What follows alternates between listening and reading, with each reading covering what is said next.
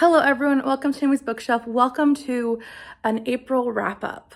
In April, I only read 15 books, but and that's a good amount. I'm not complaining about it, but I only have 2 physical copies to show you. So we're gonna go through the list. I read a couple big series, essentially like 4-book series, and I am really happy that I actually was able to get back into reading. So I know that this is kind of like coming off of my last video, which was my winter wrap up, which had 3 months in it, but here we go. All right, let's get started. All right, so I started off the month with reading a series by Elizabeth Madray, which is the Billionaire's Best Friend, or Billionaires Next Door series. So of the series, there are 4 published and 1 on its way, which I'm going to read when it comes out because I love this series. I think I gave every one of them a 4 or 5 stars. So the first one I read was The Billionaire's Nanny. And this series is based off of a group of friends who, like, when the stocks were really low, they bought in and it ended up paying off big time. So none of these guys are typical billionaires, but they they're definitely down to earth. This is a Christian, like, sweet romance series, so there's nothing spicy or anything. And yeah, I really enjoyed this one. So the first one was The Billionaire's Nanny, and it was about this guy who he suddenly is given custody of his nephew, and he doesn't know what to do. He's never had a kid actively in his life, and he does not know how to have custody of a child and what that entails. So this child, his nephew, brings along his nanny, who is out of work and is desperately trying to stay with this child who she loves. And so she convinces this man to become the nanny. I can't remember names, it's been too long, but she convinces him that she'll stay on as the nanny.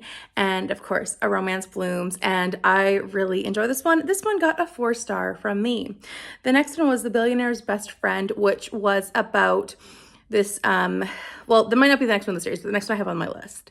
So The Billionaire's Best Friend is about this teacher who is, like, he's a math teacher, and his best friend is working in the school too. And she's been in love with him for ages, and he just hasn't really recognized that there's a potential romance there.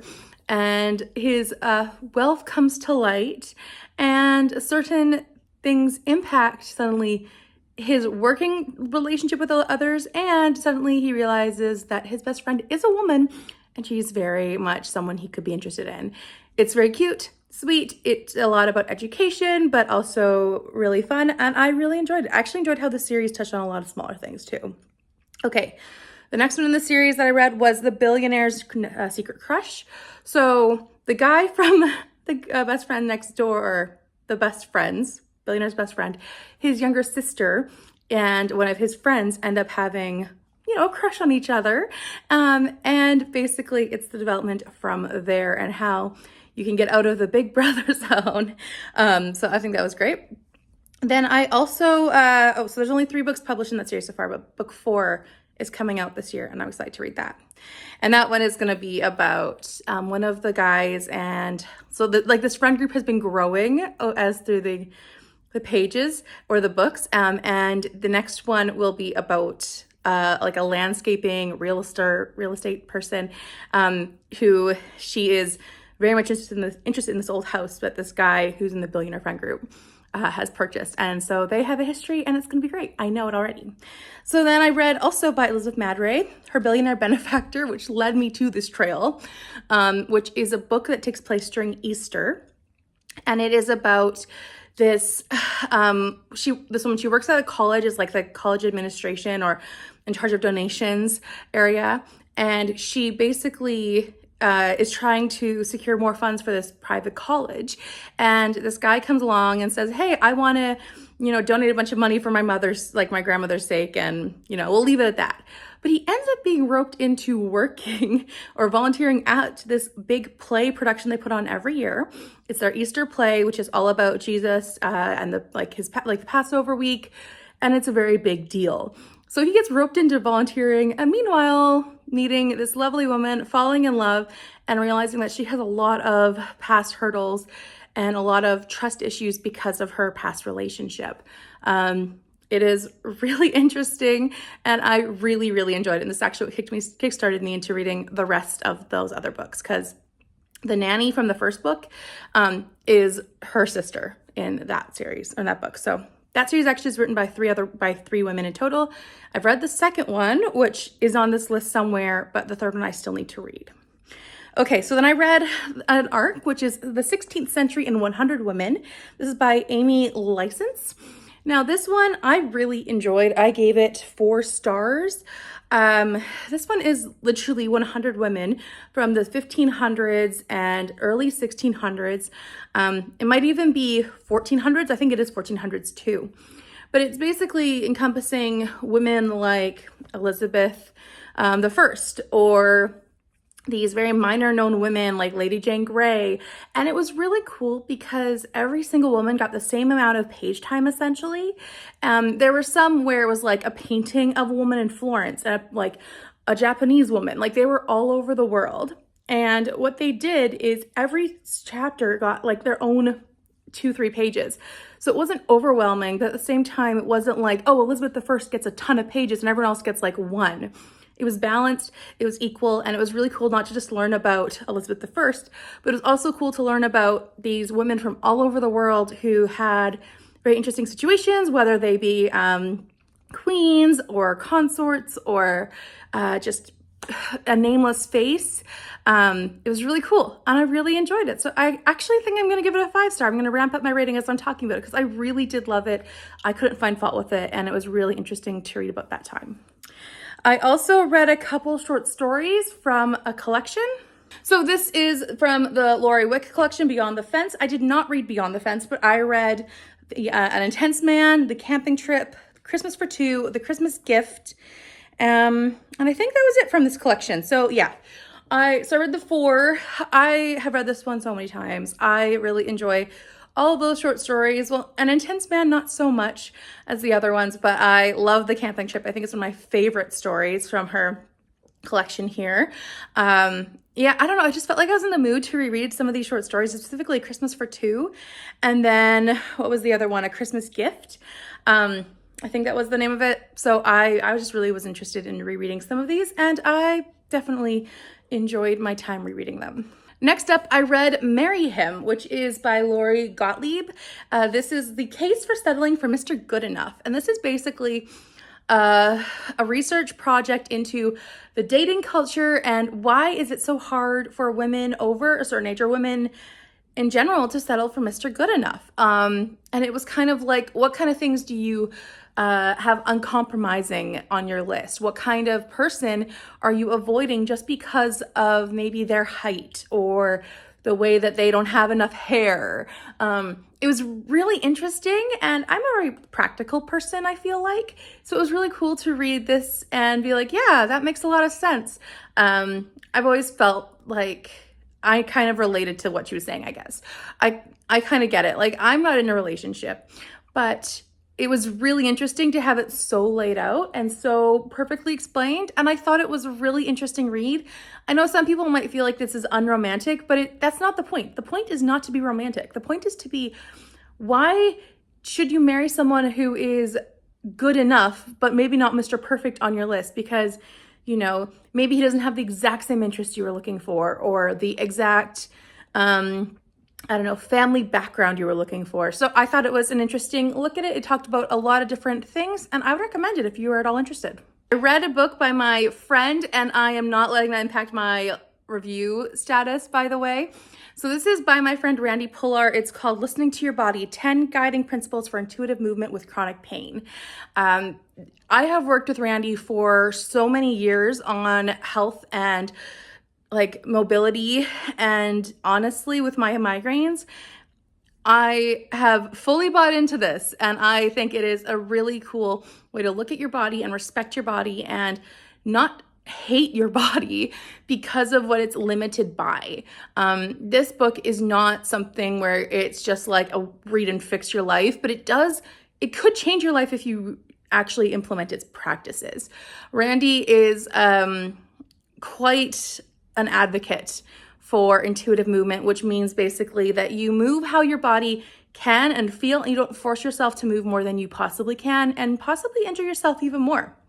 So Randy does suffer with several chronic pain issues, and it is wonderful to have someone in my life as a friend who can, I don't know, make it so explainable, but also who can share this wonderful message of self-love and self-care in a really healthy and respectful way in this book. And I really recommend you check it out. Honestly, if you have nothing else to do for like a half hour and you have Kindle Unlimited, just pick it up and read it.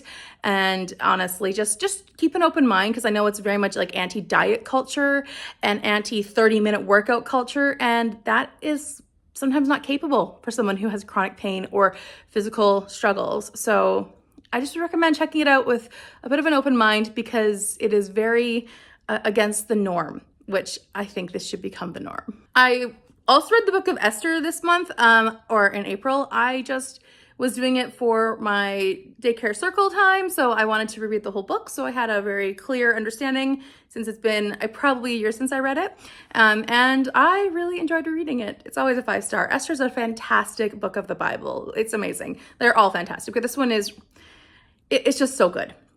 Okay, I can't find my copy, which is annoying, because I'm not going to get rid of it after owning it for so long, but the Swiss Family Robinson by Johann Weiss. I'm probably mispronouncing that. Anyways, I did not love this one. I read it with Becca from Becca Books and Bujos, and honestly, it was a little bit of a letdown.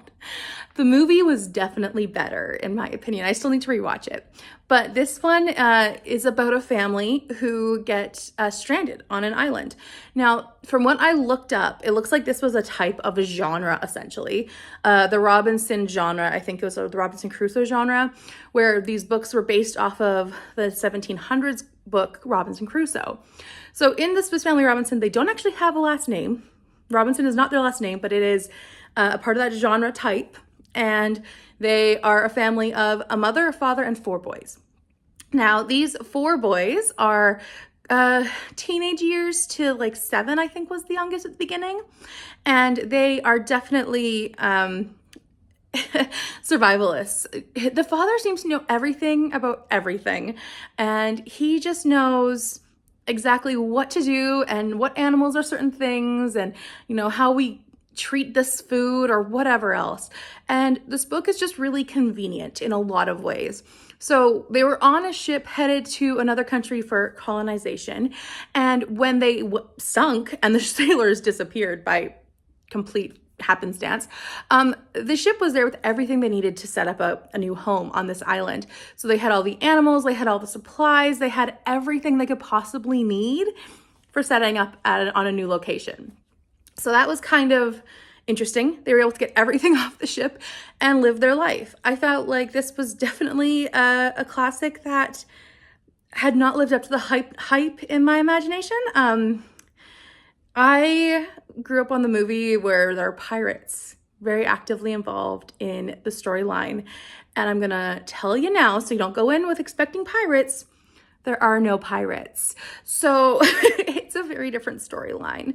But I did feel like once I realized, you know, okay, this is a very, very old book. It's a very different specific type of book.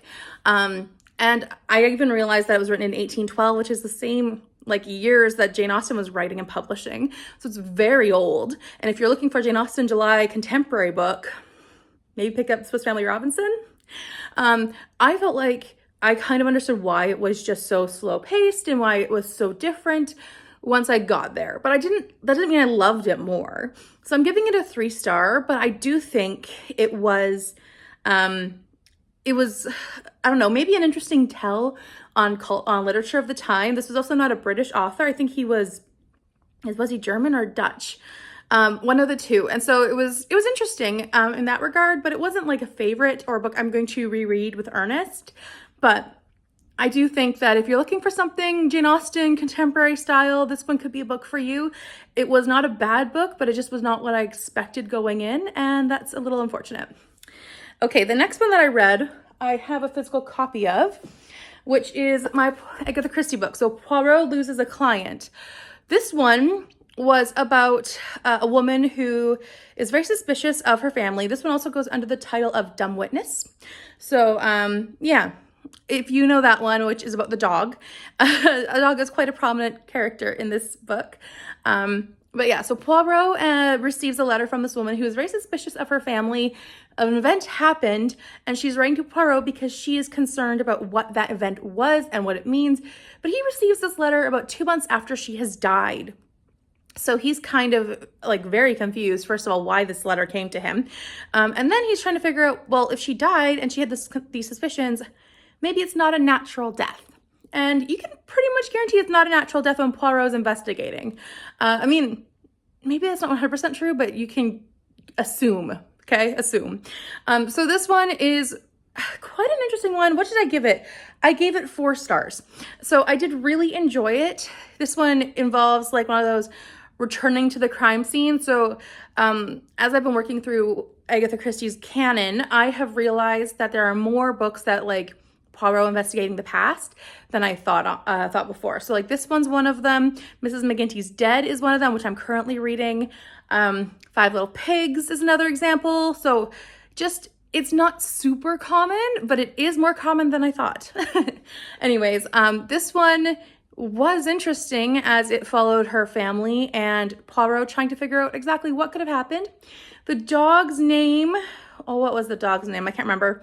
But the dog was quite an influential part of this. And it was interesting to have an animal be such a part of this because Hastings was also the sidekick and I didn't hate him.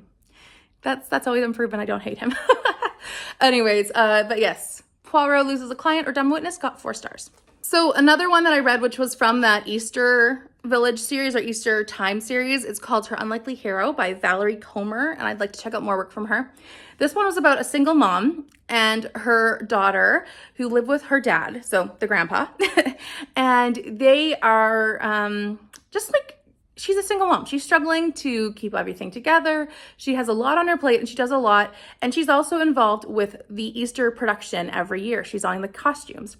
Now, this guy is new in town and he works on a ranch, but he's like, there's not enough work for him during that time. So basically, his employer says, we want to keep you on. And the only way we can think of it is if you can audition for the play and like possibly do the play and then maybe get like some sort of finances through that. I can't remember exactly how that worked. So he agrees. He's totally not a Christian. He's like no anti-Christian completely. And he goes in because he wants this job. He wants to keep his job. And he decides to go for the role of Judas. Now, he's such an amazing actor that they cast him as Jesus instead of Judas, the betrayer. And that is where the story is really about. So this guy learns about Jesus through playing him, and it's really interesting. This series, they all kind of coincide together. So the first book talks about this woman and her daughter in a very specific accident, and that this book covers that accident. So they're all kind of going through the same timeline, but just different perspectives on the timeline. So I thought it was really cool. And I gave that one a 4-star. I really would like to check out more of the series work because I think that'll be really interesting. But I really like to check out more of Valerie Comer's work. Okay, I also read, because I was desperate for a YA book, I read The Odyssey by Gareth Hines. Now, this one is a graphic novel. It's a YA graphic novel. Some of the content might have not been young YA, but whatever. And I've read The Odyssey before, so it was nice, easy reread, and I enjoyed it. It was an interesting art style, and yeah, it was simple. The Odyssey, if you are unaware, follows a man who has been kept captive on an island by a goddess, and he is trying to get home. But meanwhile, at home, his wife and his son are trying to fend off all these suitors who are trying to marry her for her money. And they are all just like eating them out of house and home every day. And they're refusing to leave until she marries one of them, even though she is still in love with her husband, even though she thinks he's dead because it's been like 10 years. So it's a very interesting story. It is from how long ago? Like it's the ancient Greek times, I believe. I might be completely wrong on that, but it's a really interesting story. I listened to an Audible the original time, and I'm going to try reading the Iliad soon. So yeah, we'll see. But the graphic novel was a good graphic novel. I gave that one 4 stars. The last thing I read was The Persian Empire, and this one was by John Lee. This one is a great course. So it's like 24 courses. I think it was 12 hours worth of content where it talked about different things in the Persian Empire. It was things like how women were treated in the Persian Empire, which was a lot more freeing than you'd expect. And he really talked a lot about like our perceptions on the Persian Empire are from the Greeks or from other people who don't really like them or who idealize them. So they're either perfection or they're either the worst. And he's like, there's got to be a middle ground. So I really liked learning about all of that at the same time as the month I was reading the book of Esther, which takes place in Persia. I really enjoyed learning about Persia in that really investigatory way.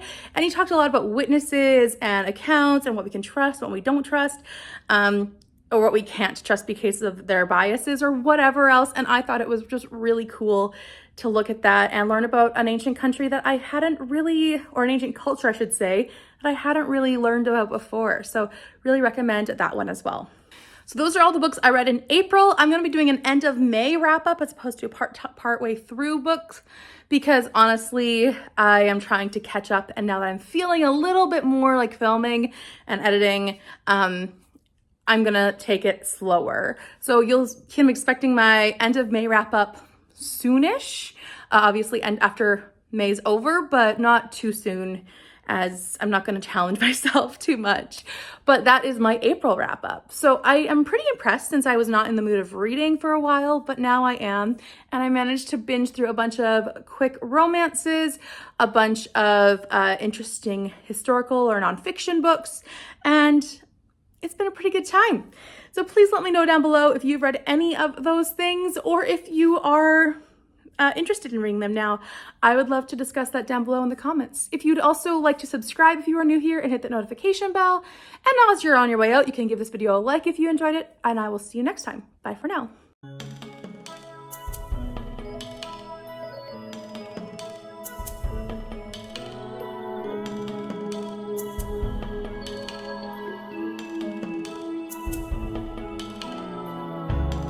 In a house that I don't know,